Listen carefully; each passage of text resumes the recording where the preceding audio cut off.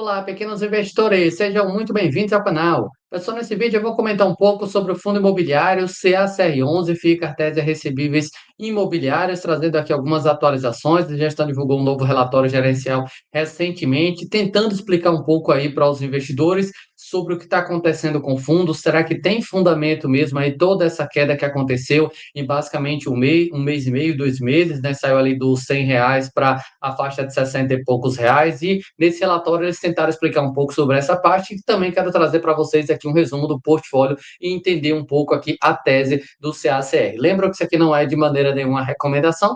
Se o vídeo for útil, não esquece do like também, seu comentário, né? Se comprou, vendeu nessas quedas todas aí. Dito os avisos e pedidos, pessoal, quero iniciar aqui logo pelo que a gente tem aqui de cara, tese de investimento. Primeiro ponto aqui que a gente tem que entender é que o fundo é focado aqui na parte de CRI. Ao longo do vídeo, vocês vão perceber que não são CRIs assim com um perfil mais conservador. É um fundo aí que tem um perfil um pouco mais arrojado, ainda um patrimônio razoavelmente pequeno, né?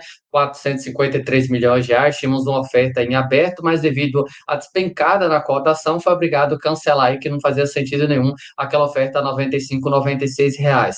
Tinha ali um pipeline, para vocês terem noção, IPCA mais 14,27%. Então dá para ver aqui nesses números que é um fundo que busca um retorno bastante elevado para os seus investidores, com certeza correndo aí algum tipo de risco. Isso é um fato, né? Não tem como um fundo buscar, ou qualquer investimento, buscar ali um retorno de IPCA mais 12, 14, especialmente trazendo aqui para fundo imobiliário, isso é um negócio mais conservador. Então, é um fundo focado em CRI, cria aí um pouco mais high yield. Agora, passada essa parte aí do portfólio dele, da tese do que é o fundo mesmo, pessoal, tem uma coisa aqui bem importante, que é toda essa volatilidade. O que é que aconteceu aí com o fundo para ter toda essa despencada na cotação, e qual a explicação que a gestão trouxe?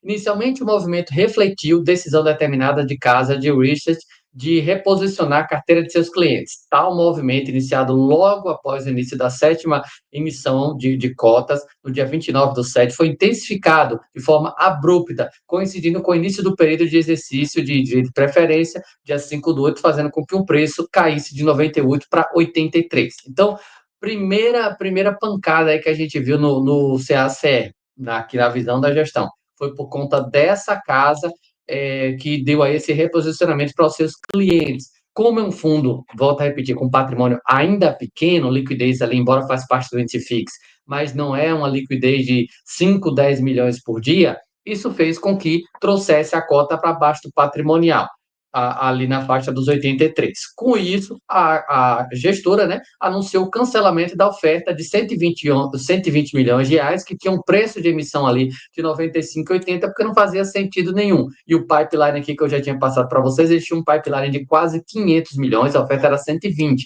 mas o pipeline era de quase 500 milhões com remuneração de IPCA mais 14. Conforme demonstrado no prospecto da oferta, ou melhor, aqui, o CACR fechou o mês a R$ 82, volume negociado recorde de 86 milhões de reais, mais de 200% se comparado aí a juros. Se você pegar ali o gráfico de liquidez do fundo, as movimentações, vai perceber assim que, de fato, em alguns dias a gente teve não só 200% de aumento aí de liquidez, mas muito mais que isso mesmo. Foi algo assim que chegou a ser um dos fundos mais negociados da bolsa em alguns pregões aí, para vocês terem noção. Então foi uma liquidez assim fora da curva. Aí quando começou essa desandada aqui dos 98 para 83, aí chegamos no ponto que foi aqui no início de setembro, que as coisas começaram com essa velocidade, todo mundo começou a pesquisar informação para saber o que, é que tinha acontecido, e aí chegamos nessa situação.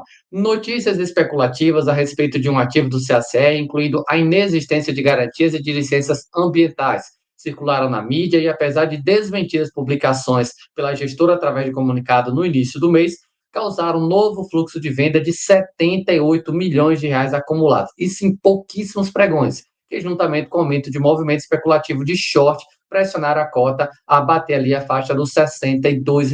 Então, as duas razões para ter tido toda essa emoção no CACR11, a primeira delas foi essa casa, né, que deu esse reposicionamento para os seus clientes, e a segunda foi por conta desse movimento especulativo, e aqui eu volto a destacar uma parte que a gestão coloca aqui, circularam na mídia, apesar de desmentidas, e embora meu conteúdo faz parte aí de muitos outros vídeos no YouTube ou Instagram, qualquer outra coisa que você busque informação em relação a investimentos, eu sempre gosto de deixar isso aqui como recomendação. Cuidado para vocês não assistirem um vídeo, seja aqui ou seja onde, lugar que der na telha de vocês e saírem tomando decisão por conta daquele vídeo. A ideia principal, eu sei que muita gente acaba sendo, às vezes, mal intencionada em algumas publicações de conteúdos ou de postagens, às vezes até para ganhar espaço, né, nas mídias, mas o meu conselho que eu deixo para vocês, não tomem decisões porque viu alguém falando que o fundo é bom, que o fundo é ruim.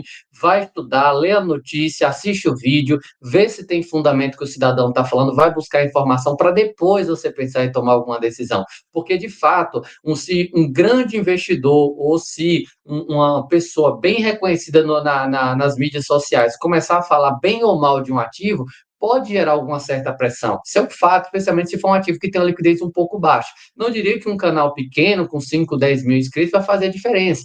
Mas se for um grande canal, uma grande pessoa em termos de espaço aí na mídia, de fato pode fazer algum preço. Então, cuidado para vocês não irem baseado em notícias que ouviram. Se viu alguma coisa de relevante, ou assistir um vídeo sobre algum ativo, ok, faz parte. Eu gosto de assistir conteúdo também de outras pessoas, mas na hora de colocar o meu dinheiro sagrado, aí eu vou verificar se faz sentido baseado na minha estratégia, nos fundamentos do que eu consegui de informação, não necessariamente porque alguém disse que é bom ou que é ruim. Então, eu acabo me incluindo nessa informação aqui de cuidado para não tomar decisão de porque vi alguém falando ir lá e comprar ou vender. Pelo amor de Deus, apenas é um vídeo informativo. Nunca esqueçam disso. Não é porque você viu, pode ser a melhor pessoa do YouTube. Não vá tomar decisão porque aquele cidadão está falando aquilo. Cada um tem a sua estratégia, tem seu patrimônio, seu foco ali em termos de prazo. Isso aqui eu acho bem importante. Então, o segundo movimento aqui, que segundo a gente não coloca, foi por conta de algumas aqui que eles colocam, né, tá bem claro aqui, mentiras que foram desmentidas no comunicado do dia 5 do 9, que foi em relação à inexistência de garantia de licenças ambientais. Quem foi essa pessoa? Eu não faço a menor ideia e não faço o menor interesse também em saber. O fato é que teve. Quem foi, fica aí para um outro bate-papo.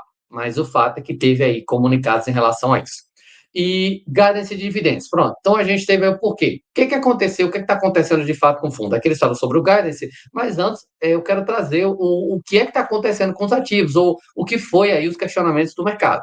Ativo CACR sob questionamento. Ativo CACR possui 3 ativos específicos do estado da Bahia, o CRI Santo André, CRI Viva, CRI Savoy, os quais ingressam no CACR entre dezembro de 23 e fevereiro de 24. Nos primeiros dias corrente do mês, seguiram alguns questionamentos na mídia envolvendo as operações acima, as quais comentamos a seguir. Então, vamos lá.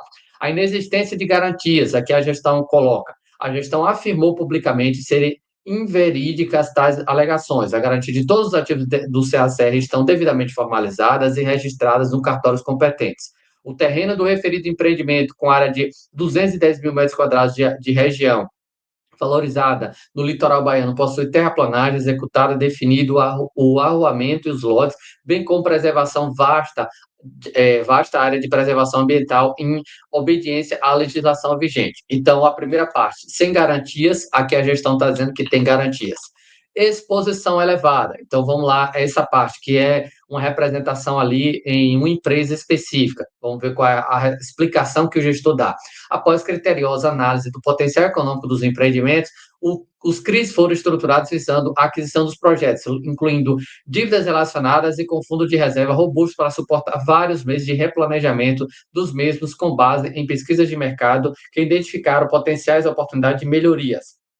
Essa fase inicial incluía, portanto, a revisão dos projetos, tipologia do Savoy, reformulação do arquitetônico das casas de Santo André, otimização de área construída em Taparica, assim como a regulação dos projetos, tais como modificação junto aos órgãos competentes. No entanto, após comprovada a incapacidade do incorporador em dar andamento aos projetos da dinâmica prevista e acordada nos documentos das operações, fomos informados de sua intenção de vender os empreendimentos por conta de questões pessoais. Identificado e pré-aprovado o potencial comprador das SPS em fevereiro de 25, foi iniciado o processo de formalização de vendas com a assessoria de renomados escritórios jurídicos, que só foi concluído agora em julho passado apenas, resultando em um período de 20 meses de atraso no lançamento dos projetos Santo André e Savoy, bastante superiores ao originalmente previsto, gerando aumento do saldo devedor, além do planejado originalmente. Então, pelo que dá para ver nessa informação aqui da elevada exposição, não foi muito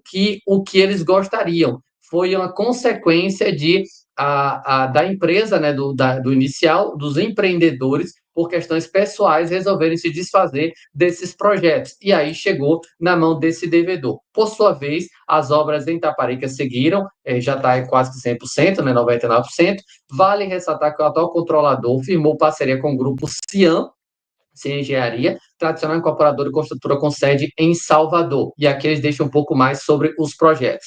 Observamos que os CRIs Santo André, Viva e Savoy possuem cláusulas de garantias cruzadas entre si, de forma que os resultados dos empreendimentos, à medida que é assegurada a conclusão das obras e observado o patrimônio de afetação, fica disponibilizado para amortização antecipada dos demais CRIs. Então, a parte aqui de exposição, pelo que dá para ver, de fato existe, só que não foi muito o gosto da gestão. Acabou acontecendo, pelo que eu entendi aqui nessa informação, né? Acabou que foi aí uma consequência ao longo do tempo. Então, garantias existem, não tem problemas ambientais, exposições elevadas, de fato acontece, mas hoje está aqui debaixo do guarda-chuva, deixa eu ver, Grupo Cian, que me parece ser aqui uma construtora bem relevante em Salvador, até pelo que deu para ver em alguns projetos que eu busquei informação também. Então, acho que os 3 pontos aí que eram mais questionados pelo mercado, está aí a explicação da gestão.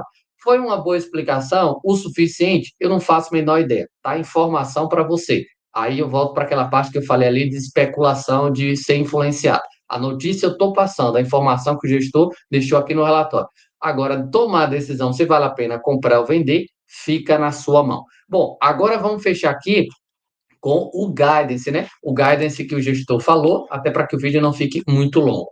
Guidance que o fundo divulga que mesmo com esse BO todo, reclama daqui, a cota cai de lá, o gestor coloca aqui para os seus investidores. Vale informar que os CRIs da carteira possuem cláusula de amortização de 0,5% ao mês, unicamente como forma de reduzir e gerenciar o nível de IPCA cruado não caixa.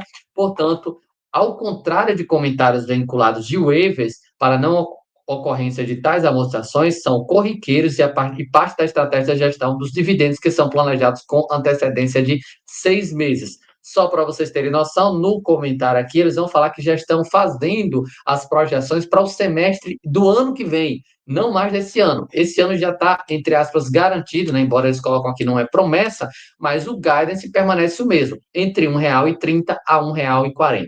Se você for olhar aí nos preços em que a cotação chegou, supera 2% de dividendo. É um nível, assim, bastante, mas bastante relevante mesmo, devido a essa queda na cotação. E eu acho que, pelo que eles colocam aqui, está bem contratado esse semestre para ver esse resultado. Para o próximo semestre, a gente precisa monitorar, mas esse semestre aí tá meio que dado aí, já que a gestão está trabalhando no próximo semestre. E o portfólio dele, acho que não teve, assim, alterações, mas só passando aqui para a gente fechar como é que está a situação da sua carteira. Eles deixaram várias páginas novas nesse relatório aqui para tentar ser o mais claro possível para os investidores, né? Tentar explicar aí as dúvidas que era bastante comum. Deixa eu achar aqui a página, né? Do portfólio para a gente fechar o vídeo. Aqui, o fundo hoje tem 100% indexado a IPCA, quase que IPCA mais 13, 98% é CRI, só está com 1% em caixa. A gente tem aqui residencial com quase tudo aí da distribuição setorial, 10, e residencial e comercial aparece aqui com 1. E aqui a gente tem os CRIs mesmo aí, a parte que tem de representação em cada um. E as taxas que são ali 12, 12, 14, e o pipeline que vocês viram que era nessa faixa também. Então, um fundo que tem esse perfil aí um pouco mais high de mês. Bom, pessoal, acho que eu espero ter conseguido passar os principais pontos aqui desse relatório gerencial e, de alguma forma, ter ajudado vocês. Não esqueça de deixar o like e até o próximo conteúdo.